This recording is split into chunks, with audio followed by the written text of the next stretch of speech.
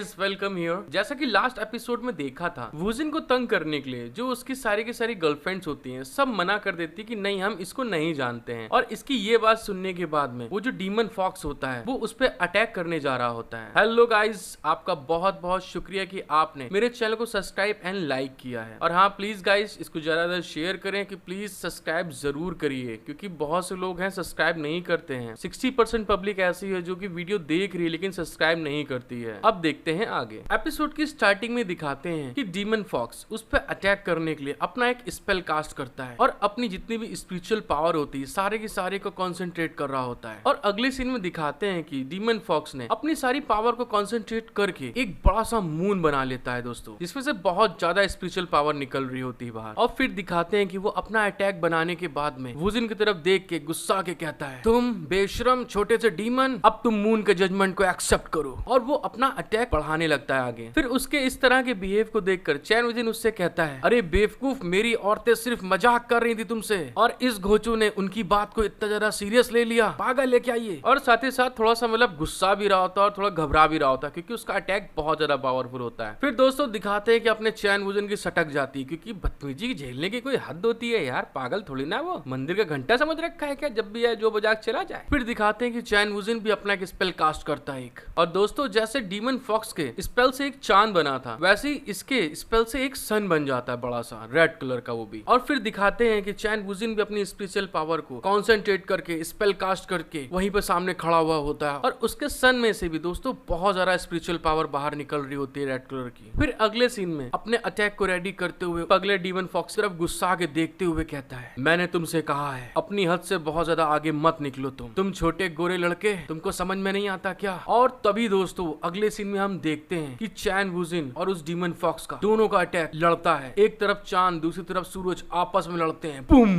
Boom.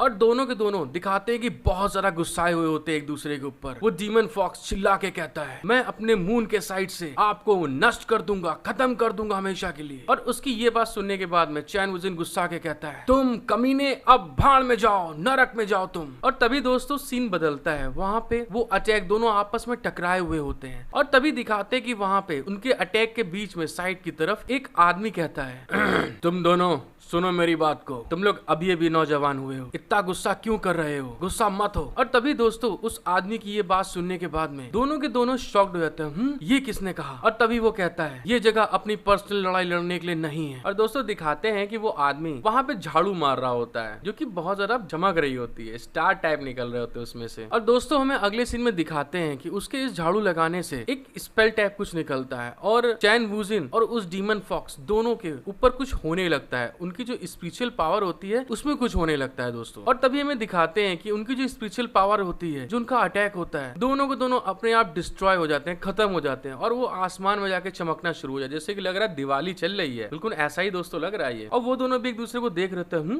ये क्या हुआ यार, हमारे अटैक को अपने आप कैसे नष्ट हो गई है। और दूसरी तरफ वो आदमी डंडा अपना पकड़ा हुआ अपना ऑरा रिलीज कर रहा होता है। और दोस्तों हमें दिखाते हैं अब यहाँ पे ड्रैगन बॉल जी के मास्टर रोशी के छोटे भाई, हाँ ये भी टर्टल शेल पहने हुए हैं दोस्तों, और यही झाड़ू लगा रहे थे और इन्होंने ही रोका है सबको। और अगले सीन में दिखाते हैं कि मास्टर रोशी के छोटे भाई को देखने के बाद में डीमन फॉक्स सोचता है, इस आदमी ने इतनी आसानी से मेरे फॉक्स क्लैन के होली आर्ट को इतनी आसानी से हरा दिया, मुझे नहीं मालूम है कि ये कमीना आदमी का स्पिरिचुअल बेस कितना है, ये कितना ज्यादा पावरफुल है। और साथ ही साथ ये बोलने के बाद में वो थोड़ा घबरा रहा होता है उसके पावर से। और तभी हमें दिखाते हैं अगले सीन में वो मास्टर रोशी का छोटा भाई धीरे से जा रहा होता है वापस। जब वो आदमी जा रहा होता है उतने में चैन वुजिन उसको आवाज देता है, हे टर्टल फेरी, मेरी बात सुनिए। चैन वुजिन के इस तरह पुकारने के बाद में दोस्तों वो आदमी चौंक जाता है, ये किसने कहा। फिर अगले सीन में दिखाते हैं कि वो आदमी रुक जाता है चैन वुजिन के आवाज देने से, और वो टर्टल फेरी, इसको टर्टल फेरी बोलेंगे, बढ़िया लगा मुझे। और वो टर्टल फेरी पलटने के बाद कहता है, मैं जुआनवू इमोर्टल यहाँ 1000 साल से एकांत में रह रहा हूँ, लेकिन मुझे पहचाने जाने की उम्मीद नहीं थी, तुमने मुझे कैसे पहचान लिया। और फिर हमें दिखाते हैं उस आदमी को, और फिर हमें दिखाते हैं उस टर्टल फेरी को। अब वो पलटने के बाद कहते हैं, तुम कौन हो छोटे बच्चे, अपने बारे में बताओ। और दोस्तों जैसा कि आप देख सकते हैं कि हाँ, मास्टर रोशी के सच में छोटे भाई लग रहे हैं ना, ये छोटे या बोल सकते हैं बड़े, दोनों ही हैं ये। उनकी ये बात सुनने के बाद में चैन वुजिन थोड़ा सा अजीब सा मुंह बनाते हुए कहता है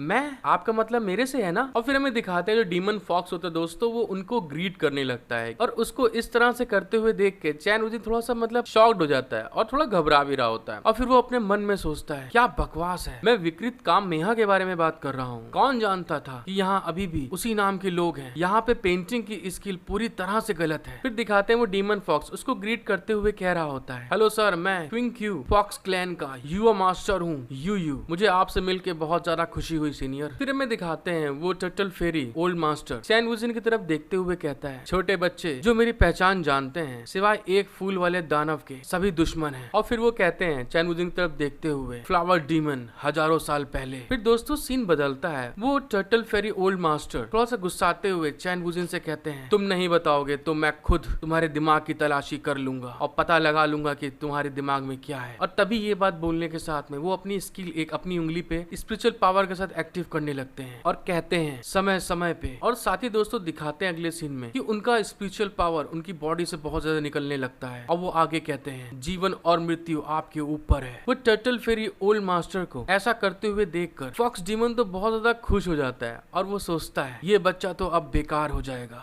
बिल्कुल मरा हुआ।